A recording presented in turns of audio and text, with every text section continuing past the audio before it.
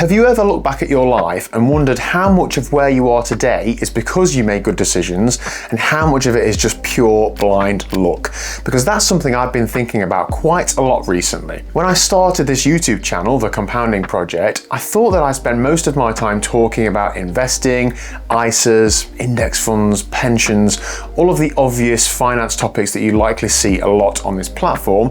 But as has been pointed out to me in the comment section, I think that this channel is becoming like borderline therapy for me at this stage, so thank you very much for watching. And the longer I've been documenting my own journey on this channel, the more that I've realized that investing probably isn't the biggest reason why I feel relatively secure financially.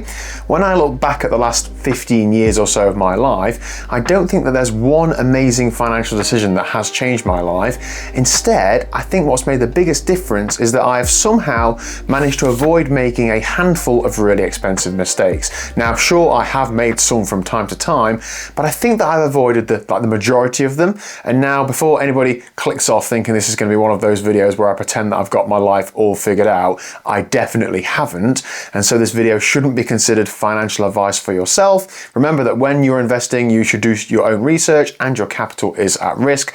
I'm just going to show you what I'm doing with my own real money and the decisions that I've made. So those decisions then, now some of them weren't even really conscious decisions. Some were just circumstance, some were probably luck, and some of them I'm not convinced were actually the right choice at all, but you live and you learn, don't you? So that's what I want to explore today, because I think we all spend loads of time talking about how to build wealth, but we don't really spend much time talking about the financial disasters that quietly never happen. Sometimes I think the biggest financial wins aren't the clever things that you did, they're the mistakes that you never made. The first one for me, I think, is probably the biggest, so consumer debt. I've never had car finance, I've never carried credit card debt from month to month. I haven't even actually ever had a credit card for the last 10 years or so. I've never used buy now, pay later to buy things that I couldn't comfortably afford. And now this isn't me saying that those things are wrong. Lots of people I know do use those things responsibly. This is just my experience. And for whatever reason, if I wanted something and couldn't afford it, I generally waited until I could or never bought the thing. And sometimes that means disappointment because you're never buying that thing, but sometimes you then get it eventually. And looking back on that, I think that's removed an enormous amount of stress from my life, because for me at least, debt isn't just numbers on a spreadsheet, it's the feeling of knowing that part of next month's salary is already going out the door to somebody else. It's wondering what on earth you're going to do if something happens with the boiler or the washing machine or the car breaks down or your work situation changes. I've been really fortunate that for most of my adult life, I haven't really ever had that feeling, and I don't think I've really appreciated that and just how valuable that is until much later in my life. I'm now in my mid-30s. Having that peace of mind probably mattered more than buying whatever I thought was important at the time. The second one was buying a house that actually suited our finances. So Mrs. The Compounding Project and I bought this house that we live in now 6 years or so ago for just over £190,000. It's now worth about £220,000, but if you've been following this channel for a little while, you may know that property valuations are not my forte, and so it could also be worth about a tenner. Today, we owe around £115,000 on the mortgage.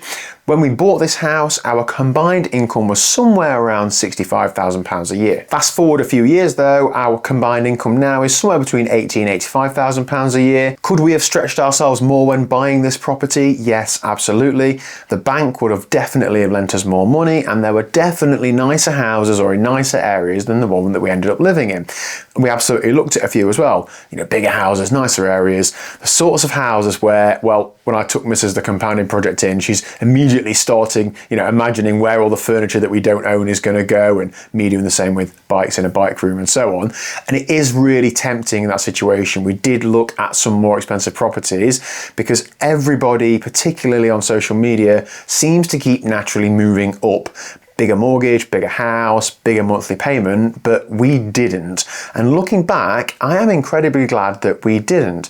Every month the mortgage payment leaves our account and it's fine. Sure, it still stings and I'd rather not be paying it, but on the whole, it is fine. I don't panic, I don't feel trapped because of it. I don't feel like I'm one unexpected event away from everything falling apart in life. The house and the mortgage fits our lives, not our egos or social media. And I actually think that's become one of my favorite financial decisions. Even though at the time it felt just like buying a sensible house and I was actually still pretty scared of having a bigger mortgage, one thing that surprised me since starting this channel is how many people think that financial freedom starts with earning more money. And I'm not convinced about that. I think for a lot of people, financial freedom actually starts by needing less, and that's certainly true for me. The third thing that we've never really done is try to keep up with everybody else. So I've never really been interested in designer clothes. My car is a 16-year-old ex-taxi Toyota Avensis with about 263,000 miles on the clock. Nobody is turning around to admire it in a car park other than myself. I do really like it, but every month that car, touch wood, gets me to where I need to go. And for me, that is absolutely enough. Would I enjoy driving something newer or jazzier? Yes, absolutely. But investing has changed the way that I think about spending money. Every spend, every purchase now has like a second conversation attached to it in my mind. It's no longer just, can I afford to buy this thing? It's, what else could this money become? Like a £500 purchase isn't just £500 anymore. It's £500 that could be invested into a pension or my stocks and shares ISA or anything. And then what could that be in so many more years? And then you scale that up. So a couple or a few £1,000s on a newer car isn't just a few £1,000s anymore. It's money that could have been invested and compounded for years and years. However, that doesn't mean that I never spend any money. I don't want you thinking that I'm living some super frugal life, because I'm absolutely not, far from it. I still buy things that I enjoy. I still enjoy life and do things that I want to do. It's just that investing has made me much more aware of opportunity cost. And I actually think that's one of the biggest things investing has taught me. That said though, there is something that I've realized recently that has surprised me. And that is that I think that not making lots of big financial mistakes has probably made me a little bit complacent with finances. I've never really had to live on a strict budget, and that's not because I've been brilliant with money, more because I've never really been under huge financial pressure to live day-to-day life. The mortgage has generally always been manageable. I've never had any like debt repayments to make. I've never had to account for every single pound coming in and out of my account. And in some ways that's a blessing and I'm so grateful for it. But I also wonder if it's made me a little bit lazy. Could I have invested more over the last 10 years? Almost certainly. Only started 18 months ago. Could I have saved more? Absolutely.